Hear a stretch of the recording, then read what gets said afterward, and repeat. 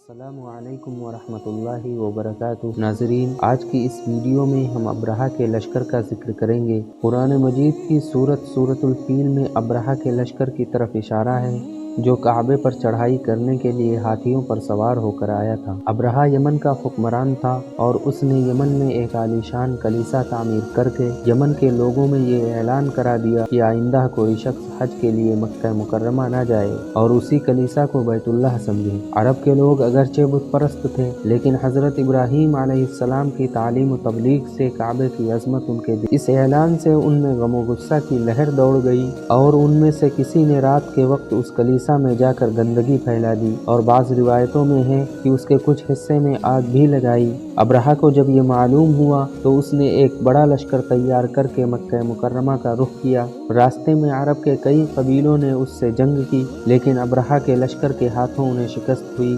آخرکار یہ لشکر مکہ مکرمہ کے قریب مغمس نامی ایک جگہ تک پہنچ گیا، لیکن اگلی صبح اس نے بیت اللہ کی طرف بڑھنا چاہا تو اس کے ہاتھی نے آگے بڑھنے سے انکار کر دیا اور اسی وقت سمندر کی طرف سے عجیب و غریب قسم کے پرندوں کا ایک غول آیا اور پورے لشکر پر چھا گیا۔ ہر پرندے کی چونچ میں 3 کنکر تھے جو انہوں نے لشکر کے لوگوں پر برسائے۔ ان کنکروں نے لشکر کے لوگوں پر وہ کام کیا جو بارودی گولی بھی نہیں کر سکتی۔ جس پر بھی یہ کنکری لگتی اس کے پورے جسم کو چھیدتی ہوئی زمین میں گھس جاتی تھی۔ یہ عذاب دیکھ کر سارے ہاتھی بھاگ کھڑے ہوئے۔ لشکر کے سپاہیوں میں کچھ وہیں ہلاک ہو گئے اور کچھ جو بھاگ نکلے وہ راستے میں مرے، اور ابرہہ کے جسم میں ایسا زہر سرایت کر گیا کہ اس کا ایک ایک جوڑ گل سڑ کر گرنے لگا۔ اسی حالت میں اسے یمن لایا گیا اور وہاں اس کا سارا بدن بہہ کر ختم ہو گیا اور اس کی موت سب سے زیادہ عبرتناک ہوئی۔ یہ واقعہ حضور اقدس صلی اللہ علیہ وسلم کی ولادت بسعادت سے کچھ ہی روز پہلے پیش آیا تھا اور حضرت عائشہ اور ان کی بہن حضرت اسماء رضی اللہ عنہما نے ان 2 اندھے اپاہجوں کو دیکھا ہے۔ سورۃ الفیل میں اس واقعے کا تذکرہ فرما کر